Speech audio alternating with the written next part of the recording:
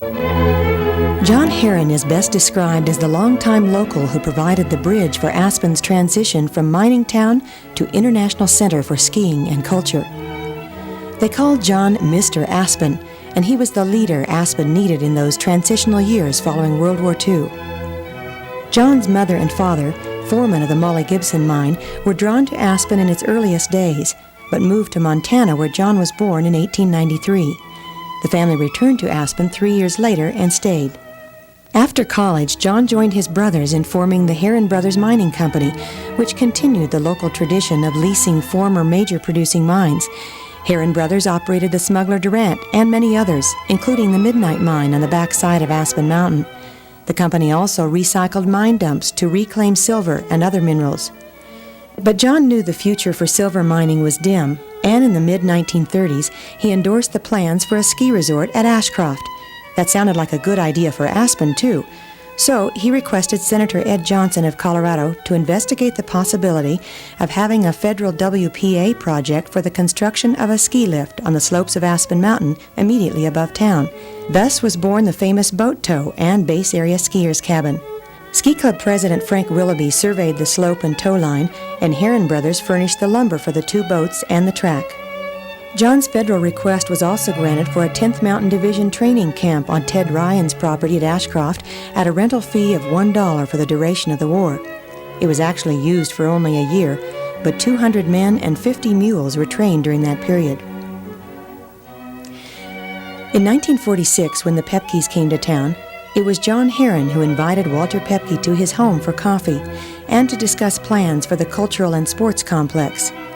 Walter asked for a lease of the surface rights Herron Brothers owned on approximately 2/3 of Aspen Mountain. John and his brothers welcomed the idea. All of the requested rights were leased to Walter for $100 a year, and the Herron Brothers paid all the taxes. In 1949, John was unanimously elected president of the first Chamber of Commerce in Aspen since the mining days. Chosen secretary of the organization was Frances Willoughby, who would soon be John's wife. Dues were $25 for business membership, and others were, quote, granted the privilege to join, as the Aspen Times put it, upon payment of $12. The buffet supper held for the membership drive drew 100 people. It was an exciting time for Aspen. The Times reported that Steve Knowlton was building a cinder block building next to the Red Onion. The Golden Horn attracted everyone, including Walter Pepke and the Herrons. During his one-year term as chamber president, John secured the oiling of 25 blocks of downtown dirt streets. He raised $3,000 to finance junior and senior ski racing teams. And he initiated a program to find part-time jobs for the 250 music school students expected the next summer. He raffled off a Jeep to earn funds for the chamber. John was full of ideas. He urged the city council to establish a board of health. It did. He suggested that Aspen should have a community chest and a better business bureau.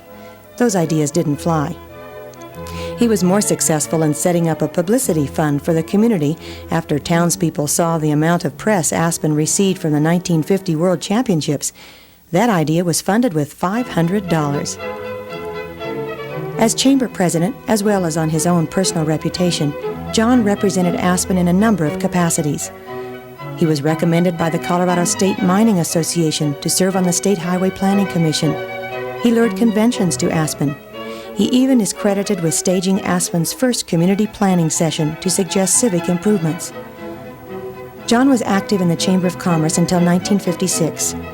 He served on the Board of Trustees for Walter Pepke's umbrella organization, the Aspen Company, from its founding in 1946 until 1952.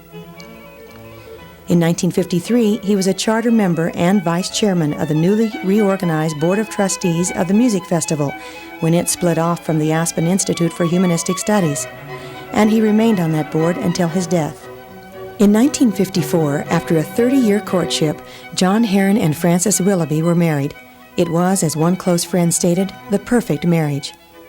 There are a few reminders of John Herron around town. John donated land along the Roaring Fork for a park, and the city named it Herron Park after him. The Herron Apartments on Main Street was where the Herron family resided. And the Willoughby House next to the Snowflake Lodge was the home of John and Frances. Close friends say that John's personality is best reflected by the fact that, of all the activities in which he was involved, his favorite was the music school. Faculty members and their wives who visited his home were always given a memento of the occasion, a colorful but worthless share of old mining stock. If students had a picnic, you could be sure that John would be there and in top festive form. The students and all his acquaintances remember John Herron for his kindness.